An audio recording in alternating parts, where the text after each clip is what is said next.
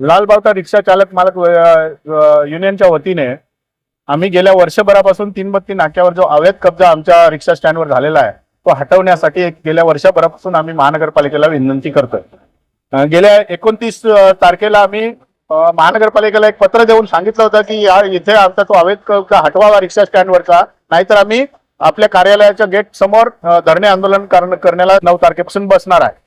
त्यांनी 29 तारखेपासून 9 तारखेपर्यंत काहीही केलं नाही। 9 तारखेला आम्हाला धरणे आंदोलनाला बसायला लागलं, 9 तारखेलाही काही त्यांनी निर्णय घेतला नाही। शेवटी 10 तारखेला आम्हाला 4 लोकांना उपोषणाला बसवायला लागलं। उपोषण करूनही ते काही बोलले नाही। काल आमच्याशी दराडे बोलले की आम्ही तुम्हाला 8 दिवसात ती केबिन आहे ती केबिन काढतो आणि तुमच्या सगळ्या मागण्या आहेत त्या मान्य करतो असं लिखित देतो असं ते बोलले आणि 10 दिवसात ऑफिसमधून पळून गेले।